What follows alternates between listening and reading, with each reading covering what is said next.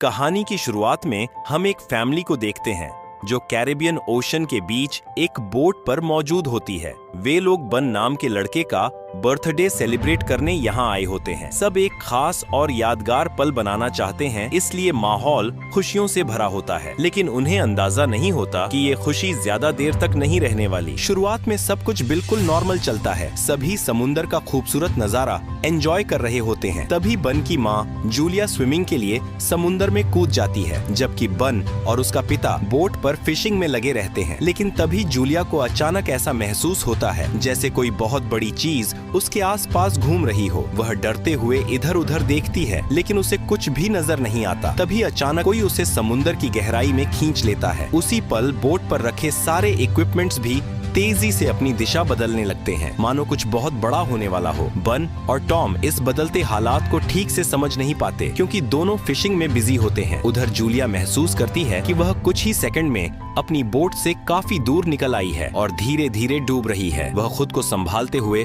Tom को जोर जोर से आवाज देती है, लेकिन दूरी ज्यादा होने की वजह से उसकी आवाज बोट तक नहीं पहुंचती। उसी वक्त जूलिया को एहसास होता है कि समुंदर का पानी तेजी से पीछे की तरफ खींच रहा है। घबराकर वह अपनी बेटी कैसी को पुकारती है, लेकिन कैसी हेडफोन लगाए धूप एंजॉय कर रही होती है। बन, कैसी और टॉम किसी को भी पता नहीं होता कि जूलिया स्विमिंग के लिए पानी में उतरी है। जूलिया उनसे और दूर होती जाती है। तभी किस्मत से टॉम को हल्की सी जूलिया की आवाज सुनाई देती है। वह उसे देख लेता है और बिना वक्त गंवाए पानी में कूद जाता है। दूसरी तरफ बन बोट का इंजन स्टार्ट करके उनकी ओर बढ़ता है। टॉम वक्त रहते जूलिया को डूबने से बचा लेता है। जैसे ही वे बोट के पास पहुंचते हैं, बन और कैसी दोनों को ऊपर खींच लेते हैं और जूलिया की जान बच जाती है। बोट पर लौटते ही टॉम अपनी बेटी कैसी पर गुस्सा करता है। वह कहता है कि तुम्हारा ध्यान कहाँ था? मैंने पहले ही कहा था कि तुम्हारी माँ स्विमिंग करे तो उस पर नजर रखनी है। कैसी माफी मांगते हुए बताती है कि उसके कानों में हेडफोन लगे थे। अब जूलिया सुरक्षित होती है। टॉम साफ कह देता है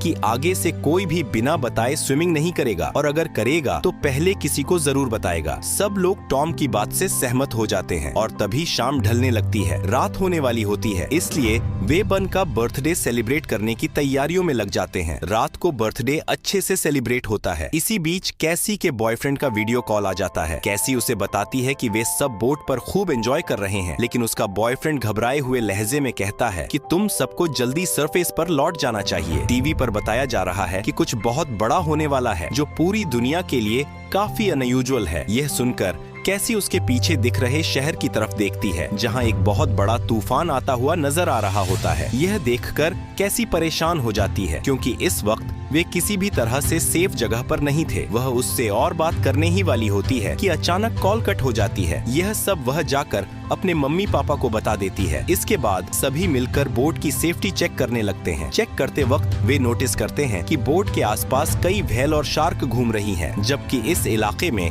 आमतौर पर व्हेल या शार्क नहीं पाई जाती। टॉम एक एटॉमिक ओशन एक्सप्लोरर रह चुका होता है, इसलिए वह जानता है कि ऐसे जानवर किसी बड़े और खतरनाक तूफान से पहले ही ऐसा बिहेवियर दिखाते हैं। आने वाले खतरे का अंदाजा तो हो चुका था, लेकिन उससे पहले उन्हें शार्क से निपटना था। इससे पहले कि वे कुछ समझ पाते, अचानक बोट को एक जोरदार झटका लगता है। सभी घबरा जाते हैं। टॉम समझ जाता है कि बोट के निचले हिस्से से कोई बड़ा क्रिएचर टकराया है। वह नीचे पानी में जाकर चेक करता है और देखता है कि बोट के नीचे गहरा डेंट पड़ चुका है, जो शायद किसी बड़ी शार्क की वजह से हुआ था। जब टॉम वापस ऊपर आता है तो उसके कंधे पर गहरी चोट लगी होती है। यह देखकर जूलिया फौरन उसके जख्म पर स्टिचेस लगाती है। यहाँ टॉम अपनी फैमिली को बताता है कि शार्क की वजह से पड़े डेंट के कारण बोट का इंजन खराब हो चुका है। अब बोट आगे नहीं बढ़ सकती। वे लोग समुंदर के बीचों बीच फंस गए होते हैं और उनके पास बस यही रास्ता बचता है कि किसी से मदद मांगी जाए। लेकिन जब कैसी बाहर जाकर कॉल करने की कोशिश करती है तो उसे कोई सिग्नल नहीं मिलता। बोट का कम्युनिकेशन सिस्टम भी काम नहीं कर रहा होता। सब लोग समझ नहीं पाते कि अचानक सब कुछ बंद क्यों हो गया। इस मुश्किल वक्त में टॉम खाने पीने का सामान चेक करता है। उनके पास सिर्फ 4 दिन का खाना होता है, उससे ज्यादा कुछ भी नहीं। फिर भी उन्हें एक छोटी सी उम्मीद रहती है, क्योंकि वे एक शिपिंग रूट पर होते हैं और शायद कोई जहाज उन्हें देख ले। इन्हीं बातों के बीच अचानक बाहर से एक जोरदार आवाज आती है। जब वे बाहर देखते हैं तो एक बड़ा सा मीटियोर उनकी तरफ आता दिखता है। वह सीधे उनकी बोट से टकरा सकता था। उससे बचने के लिए टॉम मजबूरी में इंजन स्टार्ट करता है। वह जानता था कि इससे बोट पूरी तरह खराब हो जाएगी, और ऐसा ही होता है। इंजन पूरी तरह डैमेज हो जाता है, लेकिन उनके पास और कोई ऑप्शन नहीं था। अगर वह बोट आगे नहीं बढ़ाता तो मीटियोर सीधा उनसे टकरा जाता। टॉम गौर करता है कि आसमान से गिरने वाली ये चीजें असल में सैटेलाइट थीं। इसी वजह से रेडियो और फोन के सिग्नल अचानक बंद हो गए थे। वे लोग अभी इस सदमे से उबर भी नहीं पाते कि एक और मीटियोर उनकी तरफ आता है। अब खुद को बचाने के लिए वे बोट के निचले हिस्से में जाकर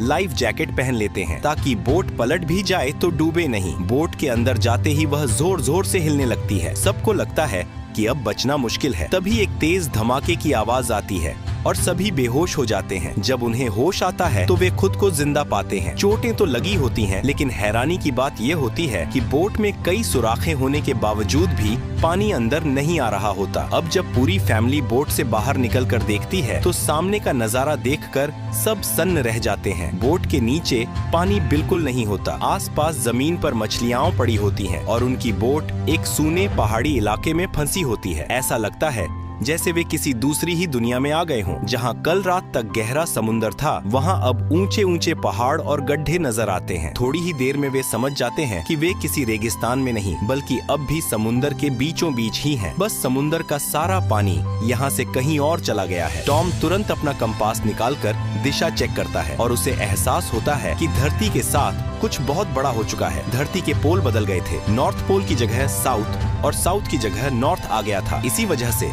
जहाँ पहले जमीन थी वहाँ अब सारा समुंदर चला गया है और समुंदर की जगह सूखी जमीन रह गई है। यह सच जानकर सब लोग हैरान रह जाते हैं। इसके बाद टॉम एक और डरावनी बात बताता है। वह कहता है कि जो लोग इस बदलाव के वक्त जमीन पर थे, शायद वे सभी मारे जा चुके होंगे। यह सुनकर कैसी पूरी तरह टूट जाती है। वह खुद को केबिन में बंद कर लेती है, क्योंकि उसे समझ आ जाता है कि उसका बॉयफ्रेंड अब जिंदा नहीं रहा। लेकिन अभी एक और सच्चाई सामने आने वाली थी, जिसे सुनकर उनके होश उड़ने वाले थे। फिलहाल जूलिया बचे हुए खाने को इकट्ठा करने लगती है और बन अपने बर्थडे के सारे गुब्बारे आसमान में छोड़ देता है, ताकि अगर कहीं कोई और जिंदा हो तो उन्हें देख सके और वे मिलकर इस हालात का सामना कर सके। इसके बाद टॉम रेडियो के जरिए किसी से संपर्क करने की कोशिश करता है। उसे उम्मीद नहीं होती कि कोई जवाब आएगा, लेकिन हैरानी से उसे रिस्पॉन्स मिल जाता है। सामने से आवाज एक कैप्टन की होती है, जिसका नाम नाटो होता है। वह भी समुंदर के शिफ्ट होने की सच्चाई जानता था, क्योंकि वह खुद अपनी सबमरीन में फंसा हुआ था, ठीक टॉम की फैमिली की तरह। टॉम कैप्टन से पूछता है कि अब इस हालात में उन्हें क्या करना चाहिए। तब कैप्टन एक ऐसी बात बताता है जिसे सुनकर सबके पैरों तले जमीन खिसक जाती है। वह बताता है कि धरती के पोल जो बदले हैं, वे लगभग एक हफ्ते में फिर से अपनी जगह लौट आएंगे। इसका मतलब यह था कि एक हफ्ते बाद समुंदर वापस आएगा और उस वक्त उसकी लहरें बेहद खतरनाक होंगी। कैप्टन कहता है कि वह तो सबमरीन की वजह से बच जाएगा, लेकिन टॉम को सलाह देता है कि वह जल्दी से जल्दी कोई ऊंची जगह ढूंढे और वहां पहुंच जाए। वहीं उनके बचने के चांस सबसे ज्यादा होंगे। यह सुनते ही जूलिया फौरन बच्चों से पैकिंग करने को कहती है। टॉम कैप्टन से गुजारिश करता है कि उसकी सबमरीन में बचने के चांस ज्यादा हैं, तो क्या वह उसकी फैमिली को अपने साथ रख सकता है। कैप्टन कहता है कि वह ऐसा करना चाहता है, लेकिन मुमकिन नहीं है, क्योंकि उसकी सबमरीन में एक क्रू मेंबर की मौत हो चुकी है और वहाँ सिर्फ 2 लोगों की ही जगह बची है। वह एक इंसान को रख सकता है, लेकिन तब भी कोई एक बाहर रह जाएगा। इस पर टॉम हाथ जोड़कर रिक्वेस्ट करता है कि किसी तरह उसके दोनों बच्चों को जगह दे दी जाए। बदले में वह अपने पास बचा सारा खाना देने को तैयार हो जाता है। आखिरकार कैप्टन मान जाता है और टॉम को मैनुअली मैप पर अपनी लोकेशन समझा देता है। लोकेशन समझने के बाद टॉम अंदाजा लगाता है और अपनी वाइफ को बताता है कि वे सिर्फ 2 दिनों में वहां पहुंच सकते हैं, यानी समुंदर का पानी वापस आने से पहले वे अपने बच्चों को सुरक्षित उस सबमरीन तक पहुंचा सकते हैं और इसी तरह उनके बच्चों की जान बच सकती है। अगली सुबह पूरी फैमिली अपने सफर के लिए तैयार होती है। तभी टॉम दूर से देखता है कि एक अजीब सा आदमी अपने डॉग के साथ उनकी तरफ आ रहा है। वह आदमी घायल लग रहा होता है, इसलिए टॉम उसकी मदद करने का फैसला करता है। वह पानी की बोतल लेकर उसके पास जाता है, लेकिन पानी पीने के बाद शुक्रिया कहने के बजाय वह आदमी अचानक टॉम पर हमला कर देता है। यह सब दूर खड़ी जूलिया देख लेती है। वह आदमी अपने पास पड़े चाकू से टॉम पर वार करता है और उसकी जान ले लेता है। इसके बाद वह जूलिया की तरफ बढ़ता है। जूलिया अपने पति को तो नहीं बचा पाती, लेकिन तुरंत बोट के अंदर जाकर दोनों बच्चों को केबिन में बंद कर देती है। वह कैसी को एक फ्लेयर गन देती है और कहती है कि इसे तभी इस्तेमाल करना जब हालात बहुत ज्यादा खराब हो जाएं। इतने में वह आदमी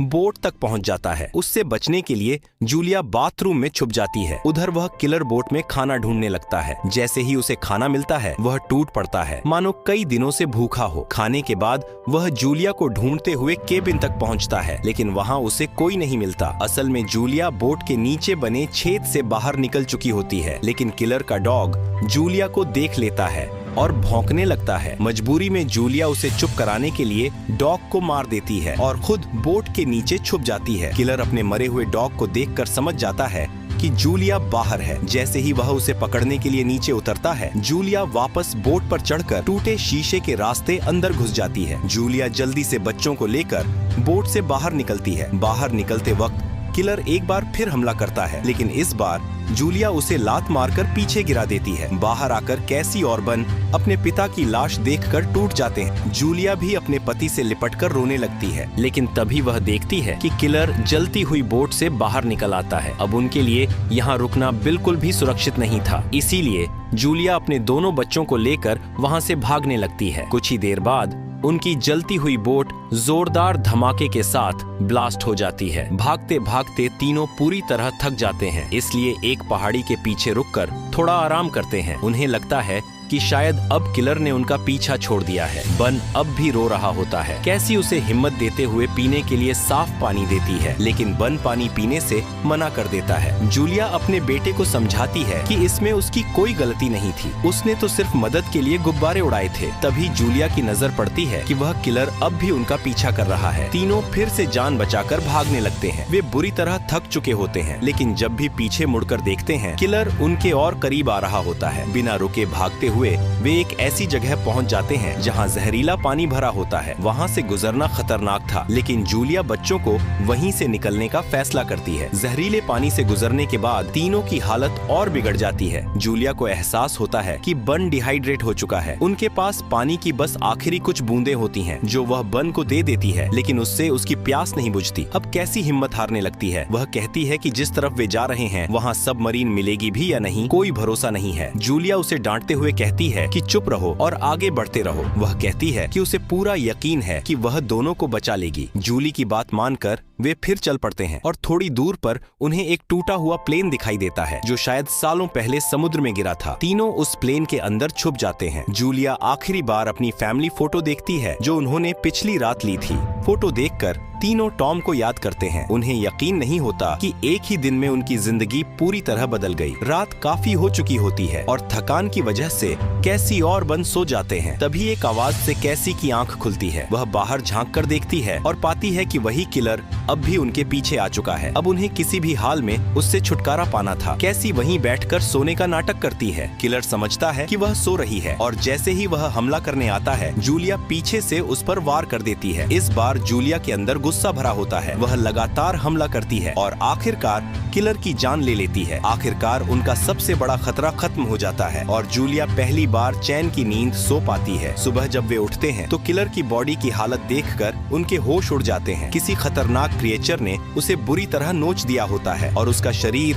अंदर से खोखला हो चुका होता है। अब उनके पास वक्त नहीं था। उन्हें जल्दी से जल्दी उस जगह पहुंचना था जहां कैप्टन की सबमरीन थी। जूली मैप देखकर रास्ता समझने की कोशिश करती है। वहीं बन पानी की तलाश में आगे निकल जाता है। थोड़ी दूर पर उसे पानी दिखाई देता है और वह बिना सोचे समझे पीने लगता है। जूली ने उसे पहले ही मना किया था क्योंकि वह पानी जहरीला था। कुछ ही देर बाद बन की हालत बिगड़ने लगती है और वह चलने के काबिल नहीं रहता। मजबूरी में जूली और कैसी वहीं एक छोटा सा शेल्टर बनाकर रुक जाते हैं। तभी जूली को अजीब तरह की आवाजें सुनाई देती हैं। बाहर जाकर देखने पर उसे पता चलता है कि ढेर सारे केकड़े उनकी तरफ बढ़ रहे हैं। डर के मारे तीनों वहाँ से भागने लगते हैं। भागते भागते उन्हें कुछ दूरी पर एक बहुत बड़ी कार्गो शिप दिखाई देती है, जिसके आसपास कई कंटेनर लगे होते हैं। उन कंटेनरों में कई लोग छुपे हुए होते हैं। जैसे ही वे तीनों वहां पहुंचते हैं, कंटेनर के अंदर मौजूद लोग दरवाजे बंद कर लेते हैं। दरअसल वे इनसे नहीं बल्कि इनके पीछे आ रहे केकड़ों से डर गए थे। आखिरकार जूली फैसला करती है कि वे कंटेनर के ऊपर चढ़ेंगे। वह पहले अपने दोनों बच्चों को ऊपर चढ़ाती है। जब जूली खुद ऊपर चढ़ने लगती है, तभी एक केकड़ा उसके पैर को काट लेता है। दर्द के बावजूद वह किसी तरह खुद को छुड़ाकर ऊपर पहुंच जाती है। ऊपर पहुंचकर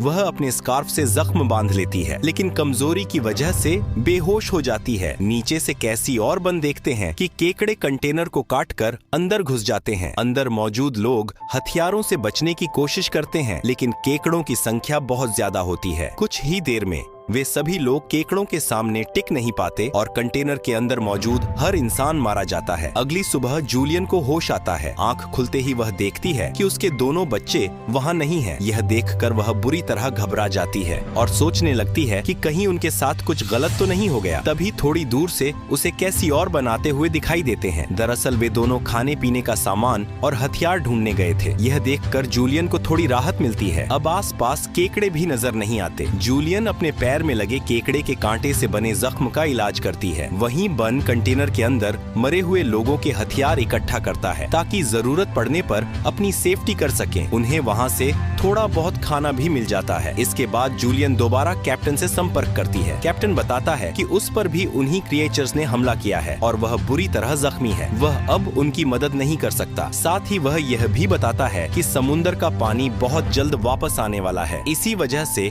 ये खतरनाक समुद्री जीव फिर से दिखने लगे हैं। यह सुनकर जूलियन टूट जाती है और रोने लगती है। परेशानी यह भी थी कि भाग दौड़ में उनका मैप कहीं गिर गया था, इसलिए उन्हें यह भी नहीं पता था कि सबमरीन किस दिशा में है। बच्चों की मदद के लिए कैप्टन अपनी फ्लेयर गन से आसमान में फायर करता है। बन उस रोशनी को देख लेता है, लेकिन वह जगह उनसे काफी दूर होती है। तीनों तेजी से सबमरीन की तरफ बढ़ते हैं, लेकिन वहां तक पहुंचना आसान नहीं था। रास्ते में एक चट्टानी इलाका आता है जहां फिर से केकड़ों से सामना होने का खतरा था। इस बीच कैसी के मन में डर बैठ जाता है। वह सोचने लगती है कि अगर सबमरीन में सिर्फ बच्चों की जगह हुई तो उसकी माँ का क्या होगा। जूलियन कैसी को समझाती है कि अभी यह सब मत सोचो, पहले हमें सबमरीन तक पहुंचना है, बाकी फैसला वहीं करेंगे। यह कहकर वह आगे बढ़ने को कहती है, लेकिन किस्मत एक बार फिर साथ नहीं देती। अचानक वहाँ लैंडस्लाइड हो जाती है। जूलियन सबसे पीछे होती है और उसके आगे एक बड़ा पत्थर गिर जाता है, जिससे वह वहीं फंस जाती है। कैसी अपनी माँ को छोड़कर आगे जाना नहीं चाहती, लेकिन जूलियन उसे कसम देती है कि वह हर हाल में खुद को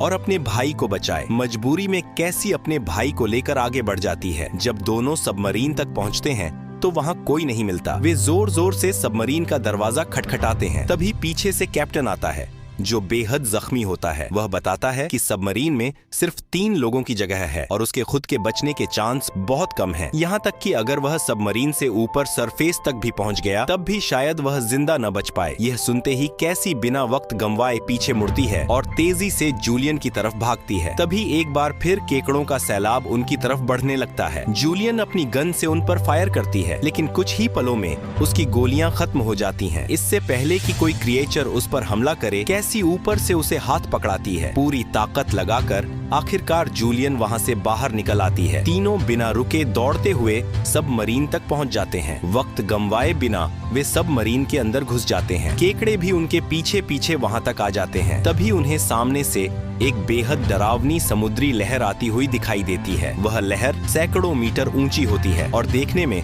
बेहद खतरनाक लगती है। अगले ही पल वह जोरदार तरीके से सबमरीन से टकराती है और तीनों बेहोश हो जाते हैं। जब जूलियन को होश आता है तो वह यह देखकर हैरान रह जाती है कि सबमरीन पानी के अंदर नहीं है। वह विशाल लहर सबमरीन को बहाकर एक तबाह हो चुके शहर में ले आई होती है। चारों तरफ तबाही का मंजर होता है। यह साफ दिख रहा होता है कि अब जमीन से इंसानों का नामो निशान मिट चुका है। अगर वीडियो आपको पसंद आई हो तो चैनल को सब्सक्राइब और वीडियो को लाइक जरूर कीजिए। मिलते हैं अगली वीडियो में।